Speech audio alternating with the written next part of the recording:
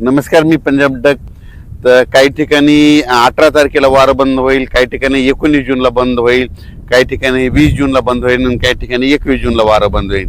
जिथं समजा लवकर 19 जूनला झालं तिथं लवकर पाऊस येईल, 20 जूनला झालं त्याच्या 2 दिवसांनी तिथं पाऊस म्हणजे उशीर आहे.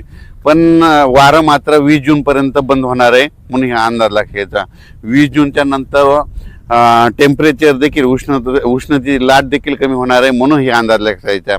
आणि राहिला प्रश्न आता परत शेतकऱ्याचा असा प्रश्न आहे, खरंच दुष्काळ पडणार आहे का? तर सर्व शेतकऱ्याला सर्वप्रथम सांगतो, दुष्काळ हे मनातला काढून टाका. दुष्काळ वगैरे काही पडणार नाही.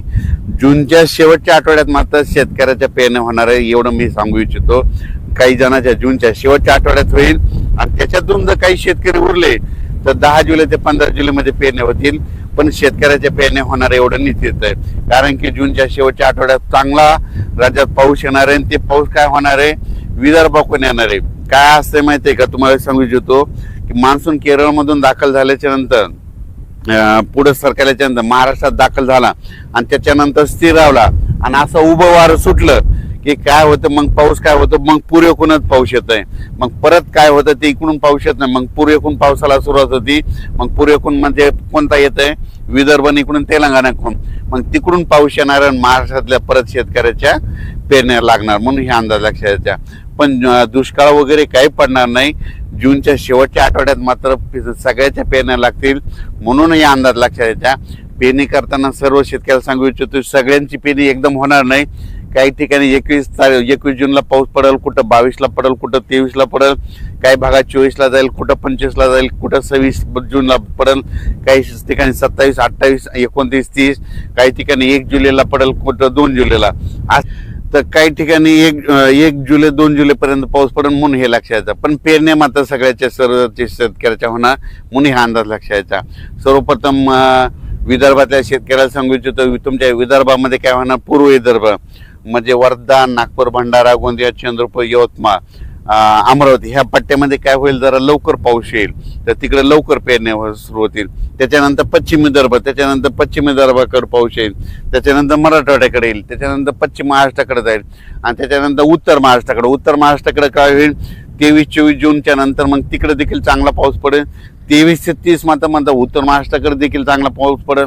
मुंबईला देखील चांगला पाऊस पडणार आहे ह्या शेवटच्या आठवड्यात म्हणून मुंबईकरांसाठी आनंदाची बातमी. मुंबईला तर मुसळधार पाऊस पडेल, पुण्याकडे देखील पडेल, कोकणात देखील पडणार आहे. मुंबईला काही ठिकाणी म्हणजे पहिलाच पाऊस असा पडेल की म्हणजे चांगला मुसळधार अतिवृष्टीसारखा मुंबईला देखील पाऊस पडेल म्हणून हे देखील मुंबईकरांना अंदाज लक्षात यायचा. जूनच्या शेवटच्या आठवड्यात मुंबईला देखील पाऊस राहील, पुण्याला देखील पाहिजे, कोकण घाटमाथ्यावर देखील चांगला पाऊस पडेल. पण पाऊस येणार आहे शेवटच्या आठवड्यात येणार आहे. सर्वप्रथम मी पहिल्यापासूनच काय म्हणलो होतो की निसर्गाकडे झाडाकडे कोणी लक्ष देत नाही. तुम्हाला सांगतो, वाढत्या तापमानामुळे काय झालं, निसर्ग 22 दिवस पुढे सरकारला, उन्हाळा 22 दिवस पुढे सरकारला, पावसाळा 22 दिवस पुढे सरकारला आणि हिवाळा 22 दिवस पुढे सरकारला.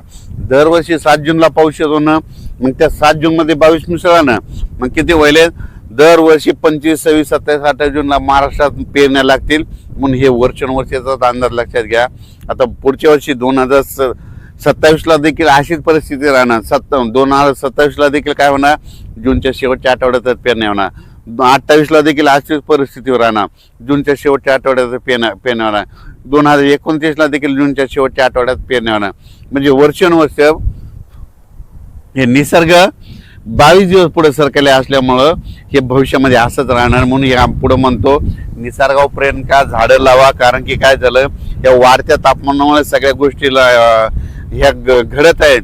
ग्लोबल वॉर्मिंग, पृथ्वीचं तापमान वाढत चालल्यामुळे ह्या सगळ्या गोष्टीला आपल्याला सामोरे जावं लागणार आहे. म्हणून भविष्यामध्ये झाडं लावावीच लागतील. झाडं लावा आणि पृथ्वीचं तापमान कमी करा. शेतकऱ्याला परत सांगतो की शेतकऱ्यांना घाबरू नका.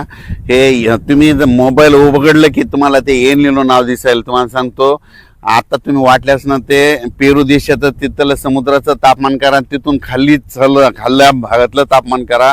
खाल्ल्या भागामध्ये थंडी आणि वर्दी देखील एवढं काही एल निनो वगैरे काही नाही. तुम्हाला गोष्टी घडत आहेत आणि तुम्हाला सांगतो, पाऊस नाही पडायला लागलं की ते एल निनो लावतात. आता याच्यानंतर तुम्ही बघा 20 तारखेच्या नंतर हे सगळं एल निनो पाऊस सुरू झाला की एल निनो हे सगळं बंद करून टाकतात की म्हणतात एल निनो हे झाला असं म्हणतात.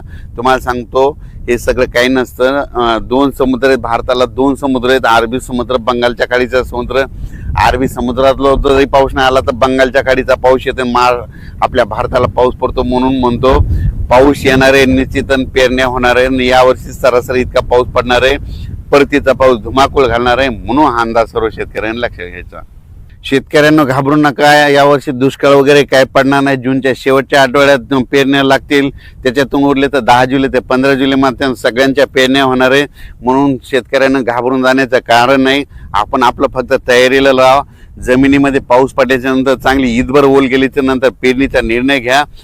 नसता मग 4 बोट 6 बोटवर पेरणी करू नका. पण पाऊस येणार आहे एवढं निश्चित आहे. दुष्काळ वगैरे काही पडणार नाही. घाबरून जाण्याचं काही कारण नाही. धन्यवाद.